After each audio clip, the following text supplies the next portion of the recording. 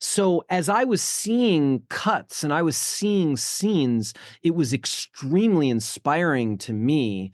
And not only inspiring, but motivating. Like, oh, I have to live up to what we're seeing. We're seeing this absolutely stunning picture.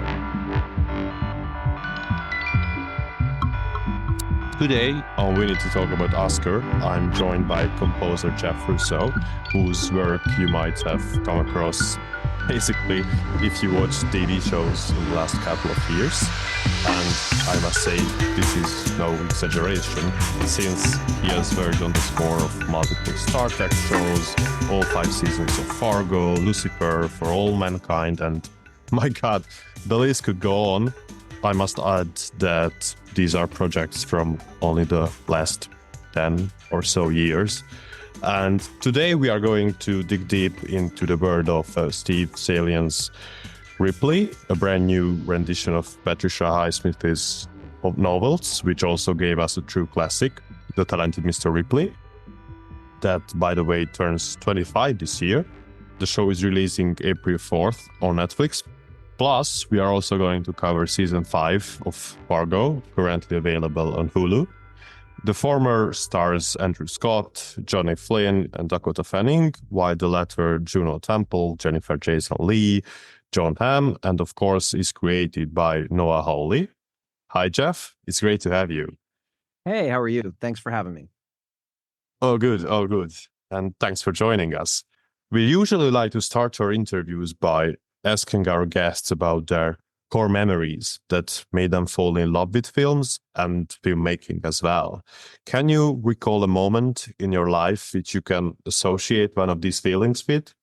Well, yeah, actually, there's two. In terms of falling in love with the type of music that you hear in movies and hear in cinema, any kind of cinema, television or film.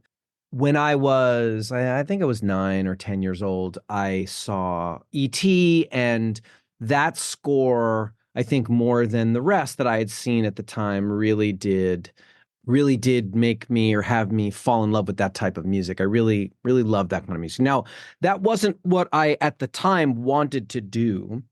That wasn't the score that made me fall in love with film music and made me want to pursue a life as a composer of film music, because, you know, after I saw that, I wanted to be in a rock band and became a rock guitar player. And that was the beginning of my career. That was what I did first, right? It wasn't until later that I really fell in love with wanting to do that as a life, as a daily exercise, you know, really wanting to make music to tell stories. Mm-hmm. It wasn't until I saw Brokeback Mountain and heard Gustavo Santaolalla and his score for Brokeback Mountain that I really was like, oh, it's an incredible feat in order to help tell a story with music. It's not just about the music, but it's about what the music does to the story and supports the emotion and supports the tension and supports the comedy or supports the brevity. And it was at that moment that I really wanted to become a composer for storytelling, for narrative.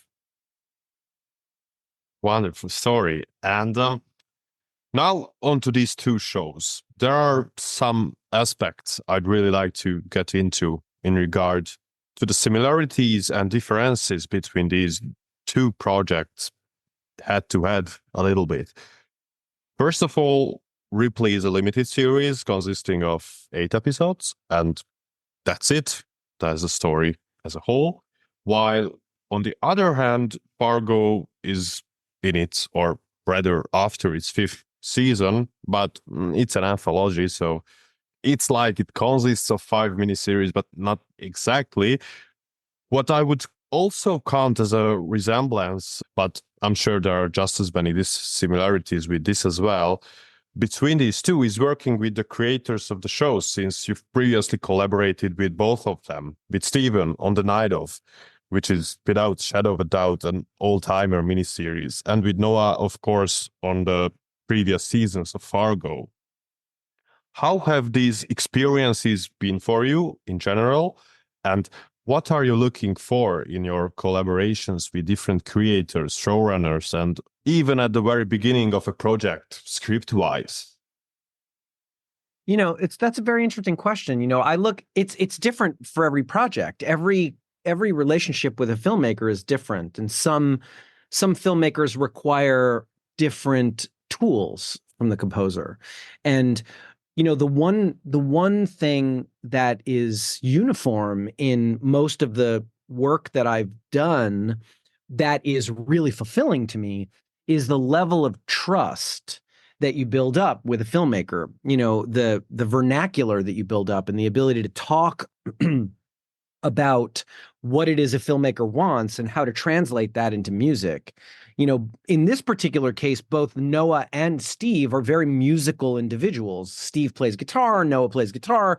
They both understand, excuse me, they both understand music and can speak musically. Now, that doesn't make it more difficult, as it can sometimes. It actually makes it very easy to communicate between us. And the level of trust that I get from both of them is really great.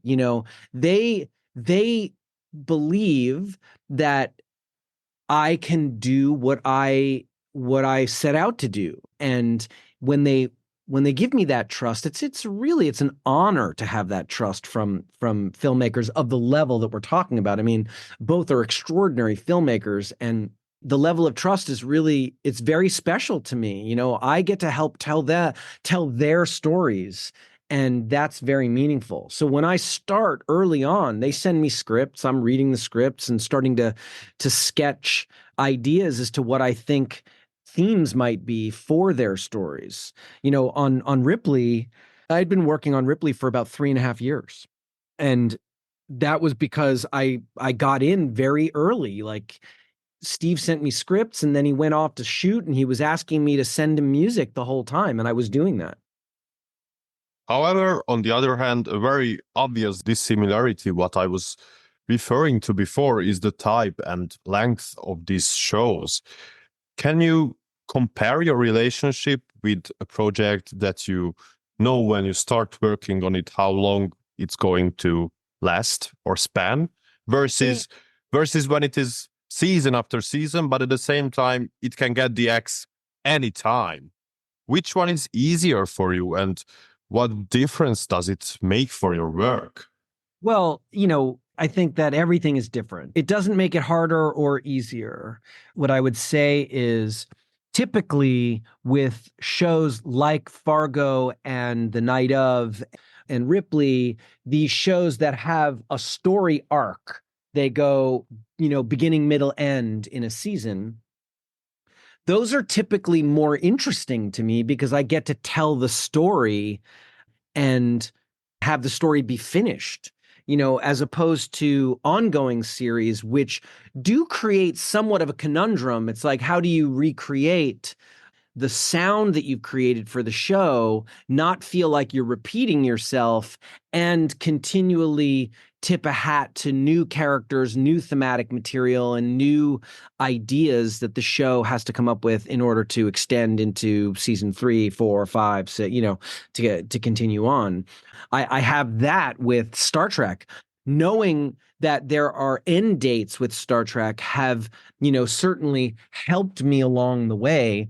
With Picard, it was helpful, even to a certain degree. Star Trek Discovery, which, I knew there was going to be an end. I just didn't know when it was going to be until we decided the end of season 5 was going to be the end of it. So having a definitive idea as to how an arc is going to be does make the idea of writing music for a story easier. And it doesn't allow for meandering, which music can often do if you don't know how to end.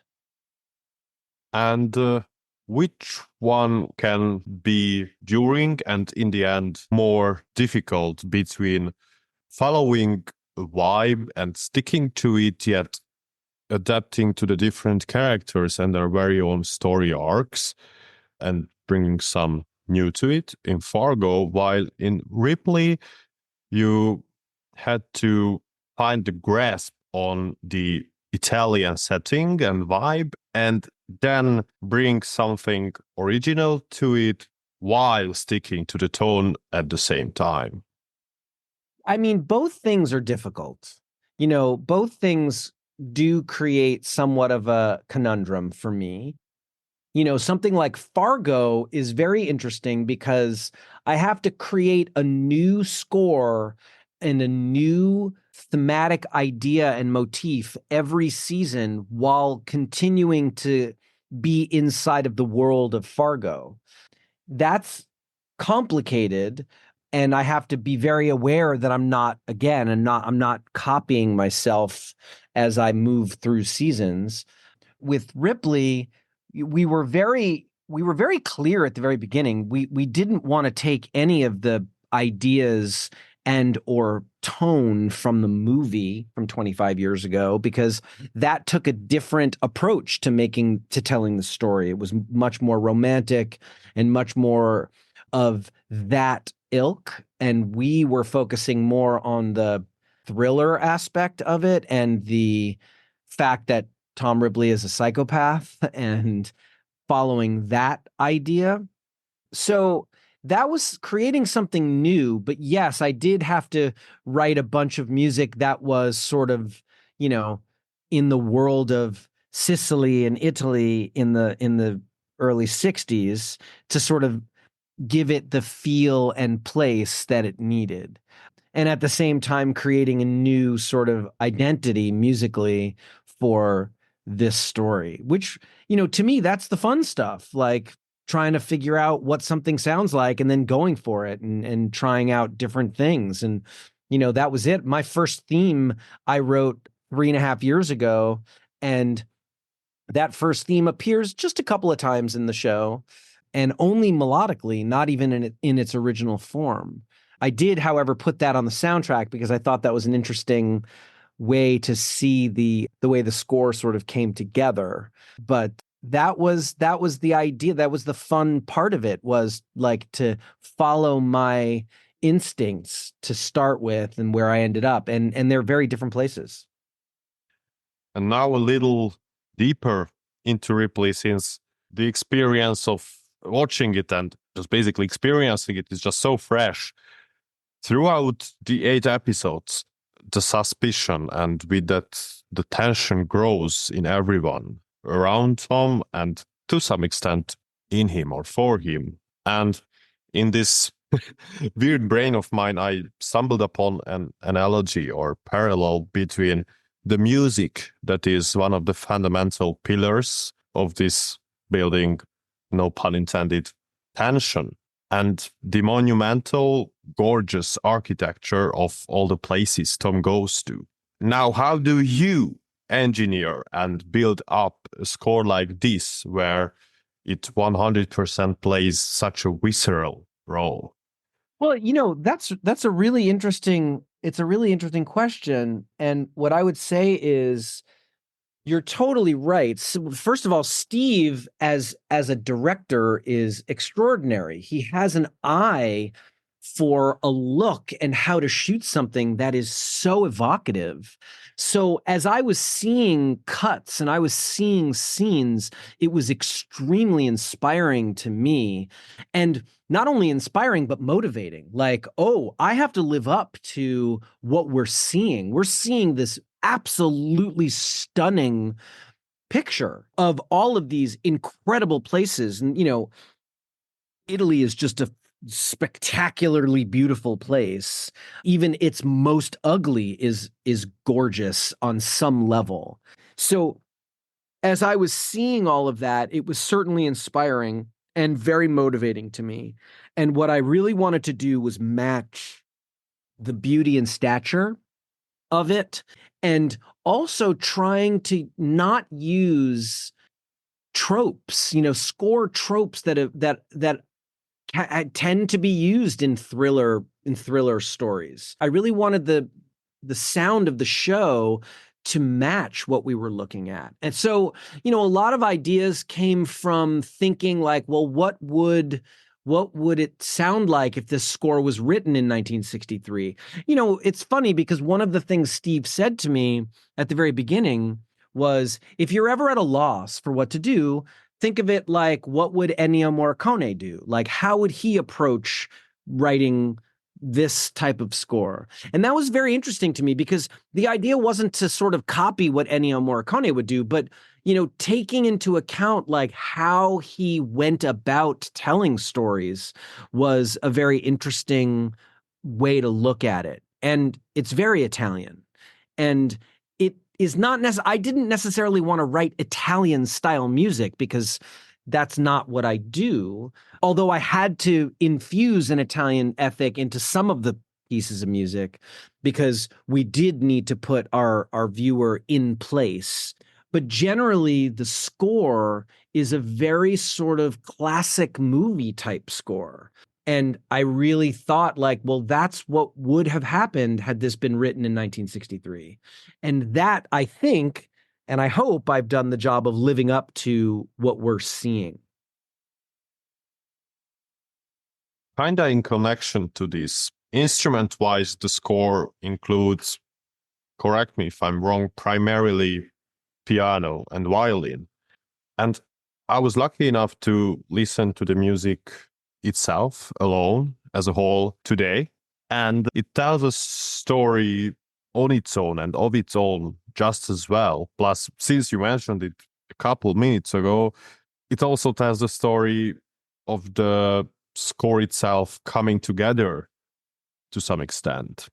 And I don't want to go too hypothetical, so feel free to just tell me to go to hell with these questions, but is your work always measured and well calculated, or does it ever happen that the story takes over and you kind of become sort of the passenger of your own work?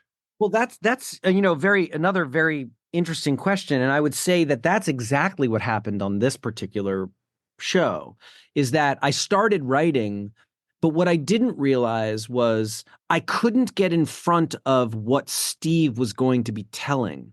And that's why I put together the soundtrack the way I did, because it sort of guides you in what I was thinking and how I was led around by the story.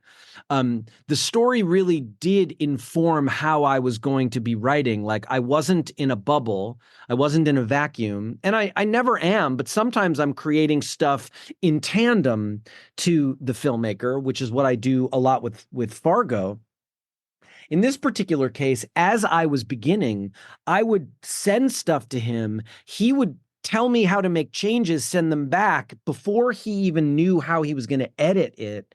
I would make changes, send it back. He would make edits, and then he would show me what the story was doing, because, his editorial technique is, he knew what he wanted when he was shooting, but he really put it together in the edit room, which is, I think, that's how you make these things.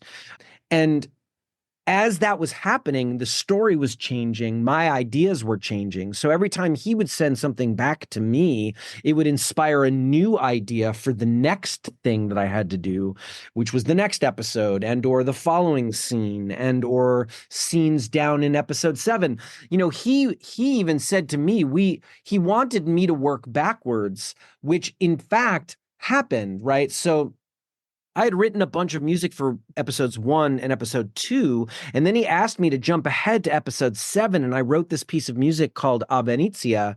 That music became the basis of a lot of music that you hear in episode 1, and things got moved around because he was thinking, he had a much more sort of three-dimensional view of everything than I did, because it was all from in his head.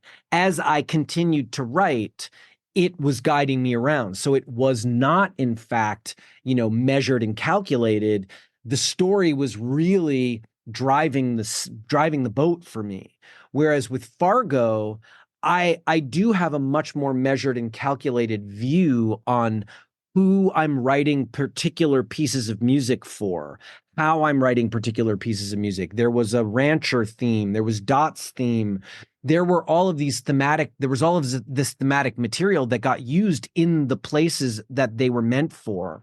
In Ripley, a lot of the music I wrote, because there wasn't the only truly important character that needed all of my attention was Tom. So, yes, I didn't really need to write a theme for Dickie. I didn't really need to write a theme for Marge. I didn't really need to write a Ravini theme. But in fact, pieces of music became thematic for them as we used them more and more in the story. That's what I mean about the story really did sort of pull me around in the directions I needed to go. Yeah. And now that you've mentioned it, how often is it with the project you're working on that, like here, where you had to jump a couple of episodes with writing the music that was later on used in an earlier episode? How often does the music end up this interchangeable between different episodes? Well, music is the thing that's interchangeable, right? Like we can use it wherever we want. I write something that I think is meant for one place, and Steve says, you know what? I think this will work better in this other place. And then we put it there, and then I have to make some adjustments, and then he's right. I mean, he's the filmmaker, so he's going to have more of an idea as to how things should be utilized. The beautiful thing is, as we create the score, as I start writing, we're on the same page in terms of how things are feeling and how things are working. But he has, again, a much more three-dimensional view of the entire, canvas than I do. He has a depth of view that I don't have because it's all his imagination. So as I'm writing something that I thought is meant for, Marge sitting in the cafe, that piece of music ends up as Tom is walking to the clock shop.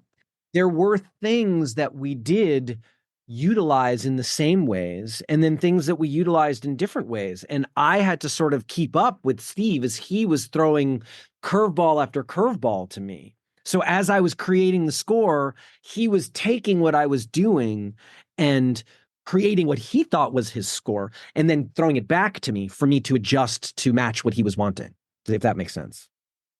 Yeah, absolutely, it does.